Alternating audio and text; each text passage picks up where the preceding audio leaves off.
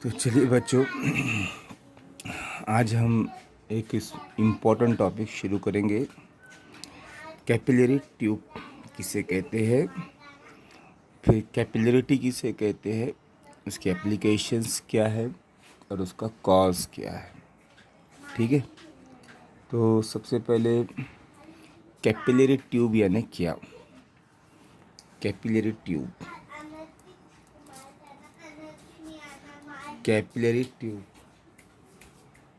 Capillary tube, capillary tube ये एक glass tube होता है जिसके अंदर बहुत फाइन बोर होता है, यानी कि छोटा सा होल होता है। ठीक है, जिसका डायमीटर बहुत ही छोटा है, उसे हम कैपिलरी ट्यूब कहते हैं। बराबर है, जैसे कि सुई है ना, सुई के उतनी एक ग्लास ट्यूब, सुई की जैसी बारीक एक ग्लास ट्यूब होती है, और उसके अंदर क्या होता है, एक बारीक होल यानी कि बोर होता है। इसे हम क्या कहते हैं, कैपिलरी ट्यूब कहते हैं। तो in short, a glass tube having bore of very small diameter. A glass tube, a glass tube having bore यानी कि एक होल रखता है, having bore of very small diameter, of very small diameter, इसे कहते हैं कैपिलरी ट्यूब। इस capillary tube को हम क्या करते हैं, लिक्विड के अंदर डिप्ट करते हैं, लिक्विड के अंदर डुबोते हैं। तो वो लिक्विड इस कैपिलरी ट्यूब के अंदर आ जाता है, और कैपिलरी ट्यूब पर आने के बाद उसका एक्शन या उसका शेप कैसा होता है वो हमको देखना है। ठीक है, अगर हम बात करते हैं फर्स्ट, अगर हम कैपिलरी ट्यूब को वाटर के अंदर डिप करते हैं, when capillary tube dipped into water, जब कैपिलरी ट्यूब को वाटर में डिप्ट किया जाता है, तो वाटर लेवल जो कैपिलरी ट्यूब के अंदर आता है वो क्या होता है, राइज हो जाता है। Water level rises in capillary tube, in capillary tube. जैसा ये आपका एक बीकर है, ठीक है, इसके अंदर लिक्विड है, और ये आपका कैपिलरी ट्यूब, ठीक है, इसके अंदर वाटर है।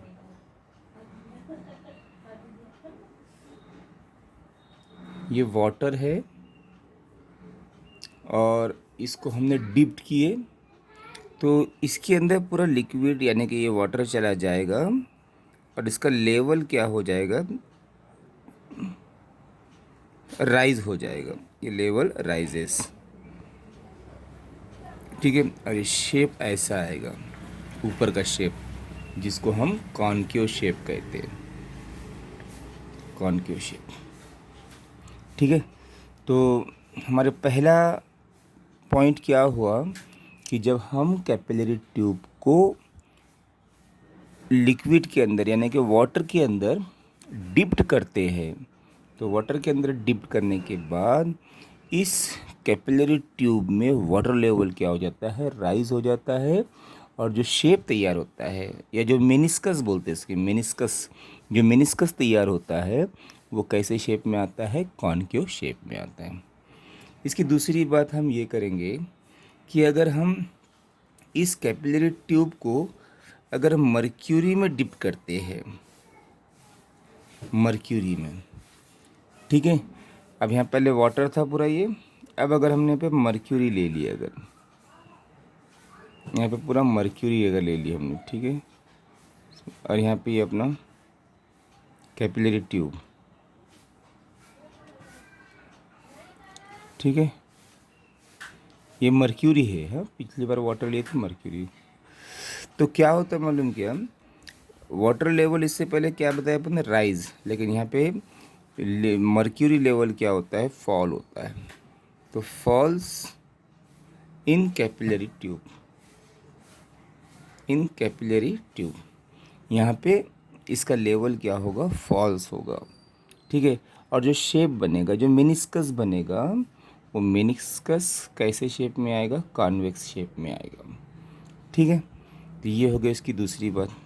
ठीक है, तो मतलब ये हो रहा कि जब हम कैपिलरी ट्यूब को किसी लिक्विड में, वाटर हो चाहे वो मर्क्यूरी हो, अगर हम इसमें डिप्ड करते हैं तो डिप्ड करने के बाद लेवल या तो राइज होता है या फिर फॉल होता है। तो इस राइज और फॉल को हम कैपिलरिटी एक्शन कहते हैं।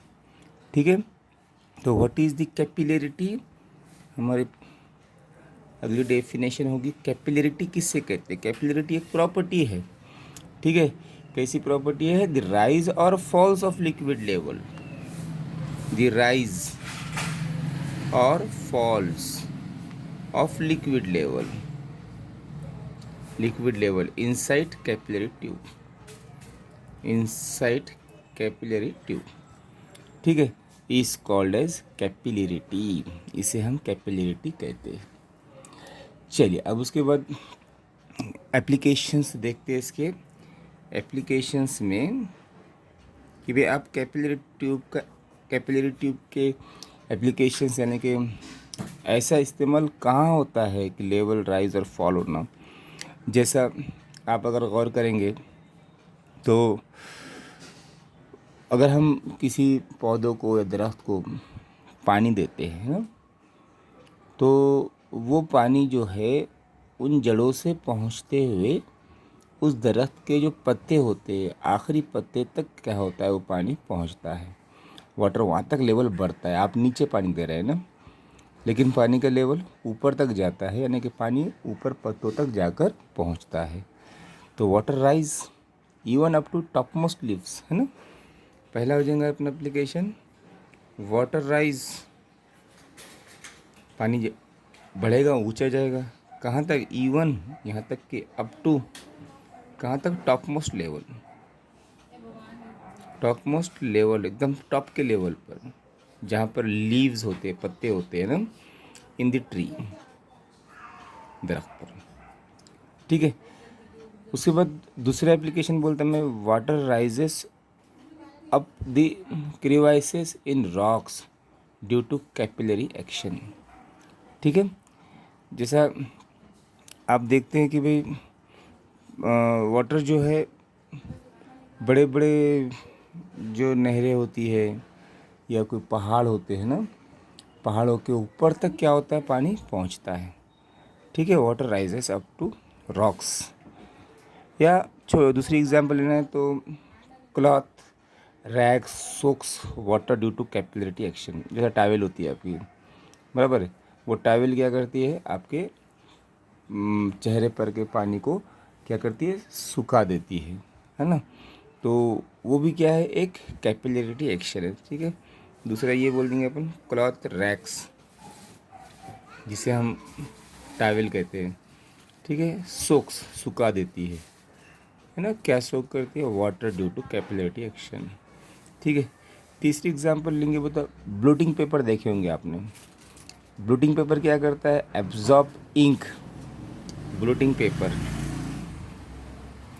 ब्लोटिंग पेपर आप छोटी क्लासेस में इसके एक्सपेरिमेंट करे होंगे। जो क्या करता है, एब्जॉर्ब करता है, किसको एब्जॉर्ब करता है, इंक को एब्जॉर्ब करता है। या आपने अपना सीधा जो आप पेन इस्तेमाल करते हैं, तो पेन की इंक जो है आपकी, जहाँ पर निब लगा हुआ होता है वहाँ से इंक क्या होती है, बाहर निकलती रहती है। लेकिन आप लेवल देखेंगे तो आपका एकदम उसके अपोजिट डायरेक्शन में क्या होता है, कम होता है, बराबर है। तो क्या बोलेंगे हम, ink rise in a pen, ink rise in a pen. उसके अलावा एक और ले लेंगे, आपका चिराग होता है ना, ऑयल जिसमें रखा हुआ तेल का चिराग होता है, तो वो जो ऑयल ऊपर तक जाता है, the wick lamp on account of capillarity, oil rises up the wick, जो वीक होता है वहाँ तक कि क्या होता है, वीक लैम्प, जो लैम्प होता है लैम्प के आखिरी सिरे तक भी वो पहुँचता है। तो ये है इसके कुछ एप्लीकेशंस, ठीक है। वो एक एप्लीकेशन मैंने आपको रॉक्स का बोला था, वो भी आप लिख सकते हैं इसमें, water rises up the crevices in rocks due to capillarity action. उसके बाद कॉज ऑफ कैपिलरिटी, इसकी वजह क्या हो सकती है, कॉज। अब कॉज के लिए हम क्या करेंगे कि भाई क्यों होता है ऐसा, लेवल कम ज़्यादा क्यों होता है, क्यों बढ़ता है, क्यों लेवल फॉल होता है, उसकी वजह क्या हो सकती है। तो छोटा सा एक्सपेरिमेंट आपको मैं दिखाता हूँ कि आप क्या कीजिए, एक कैपिलरी ट्यूब ले लीजिए, एक कैपिलरी ट्यूब, और ये एक बीकर है और ये कैपिलरी ट्यूब है, ठीक है। इसके अंदर वाटर है,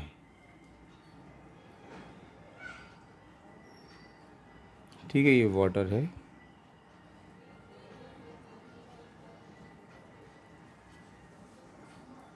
और ये वाटर होने की वजह से हमने ऊपर ही देखे थे कि वाटर लेवल क्या होता है, राइज होता है, मर्क्यूरी लेवल क्या होता है, फॉल होता है।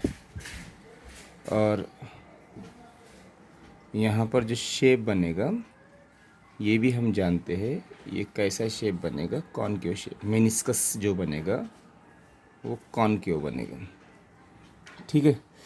अब यहाँ पर जो है हम कुछ पॉइंट्स कंसिडर करेंगे, जैसे ये ए एक पॉइंट है, यहाँ पर बी एक पॉइंट है, यहाँ पर सी एक पॉइंट है, यहाँ पर डी एक पॉइंट है, 4 पॉइंट। चारों पॉइंट्स कैसे हैं, consider 4 points A B C D, और ये 4 पॉइंट में ए पॉइंट कहाँ है, just above the curve surface inside capillary tube, capillary tube के अंदर है, जो कॉनकेव से ऊपर है ना, कॉनकेव सरफेस से ऊपर है। बी का है, कैपिलरी ट्यूब के अंदर ही है ना, लेकिन नीचे है, तो just below the curve surface inside the capillary. C का है, जस्ट अबोव, ये ऊपर है, ठीक है। कहाँ पर, प्लेन सरफेस, ये प्लेन सरफेस है ना, ये प्लेन सरफेस है, प्लेन सरफेस से ऊपर है, कैपिलरी ट्यूब के बाहर है, आउटसाइड द कैपिलरी ट्यूब। और ये जो है डी, ये भी कैपिलरी ट्यूब के बाहर है लेकिन प्लेन सरफेस के नीचे। तो ये चारों का डिस्क्रिप्शन है। तो ये ए बी सी डी पर 4 प्रेशर्स है। ए पर का प्रेशर समझो पी ए है, बी का प्रेशर पी बी है, सी का प्रेशर पी सी है, डी पे का प्रेशर पी डी है। अब इसमें कुछ बातें हम जनरली डिस्कशन में ये डालते हैं कि पहली चीज़ कि पी ए और पी सी ये इक्वल रहेंगे। क्यों? क्योंकि ये एटमॉस्फेरिक प्रेशर है, पी ए और पी सी, कि दोनों भी पॉइंट्स लिक्विड से बाहर है, लिक्विड पर है ही नहीं, है ना, एयर में है, तो इसको क्या बोलेंगे हम, एटमॉस्फेरिक प्रेशर, एटमॉस्फेरिक प्रेशर। और दूसरी बात, पी डी और पी सी को हम इक्वल बोल सकते हैं, P D equal to P C. क्यों? पी डी और पी सी ये दोनों प्रेशर इक्वल क्यों हैं? क्योंकि pressure are same on both side of plane surface. ये प्लेन सरफेस के दोनों साइड पर है, सरफेस प्लेन है ना, तो ये दोनों बाहर होने की, प्लेन सरफेस के ऊपर नीचे होने की वजह से दोनों का प्रेशर कैसा है, सेम। अगर हम ये दोनों की बात करें फ्रॉम 1 and 2, दोनों का राइट साइड कैसा सेम है, पी सी पी सी, तो ये फिर पी ए इक्वल रहेगा किसके, पी डी के, ठीक है, 1 और 2 की बिना पर बाय 1 and 2, ठीक है। अब ये होगा तुम्हारा पी ए और पी डी इक्वल। लेकिन हम जानते हैं कि प्रेशर जो है वो कॉनकेव साइड पर बड़ा होता है as compare to convex side. अब कॉनकेव साइड वो तो कैपिलरी ट्यूब के अंदर की बात चल रही, ठीक है, कैपिलरी ट्यूब के अंदर की बात चल रही, तो कैपिलरी ट्यूब में ये कॉनकेव साइड है और ये नीचे का कॉन्वेक्स साइड है। तो इसका प्रेशर हम जानते हैं कि कॉनकेव साइड का प्रेशर क्या रहेगा, ज़्यादा रहेगा कॉन्वेक्स साइड्स, बराबर है। तो पी ए और पी बी में अगर हम गौर करें तो पी ए और पी बी में पी ए क्या रहेगा, पी बी से बड़ा रहेगा। अब पी ए जो है अगर पी बी से बड़ा है, लेकिन पी ए किसके इक्वल है, पी डी के, मतलब जो काम पी ए करने वाला है वो भी काम पी डी भी करेगा, क्योंकि पी ए और पी डी कैसे है, इक्वल है। जब तुम पी ए को पी बी से बड़ा है बोल रहे तो पी डी भी पी बी से बड़ा रहेगा, क्योंकि हमने इक्वेशन नंबर 3 में क्या निकाले कि पी ए और पी डी कैसे इक्वल है। और लेकिन हम एक बात ये बोल रहे कि कॉनकेव साइड का प्रेशर क्या होता है, ज़्यादा होता है as compare to convex side. तब पी ए बड़ा है पी बी से, अब पी ए जो है पी बी से बड़ा है तो पी डी भी पी बी से बड़ा रहेगा, ठीक है। तो ये होगा तुम्हारा P D greater than P B, okay. अगर ऐसा है तो हम एक चीज़ ये जानते हैं कि बट फॉर अ लिक्विड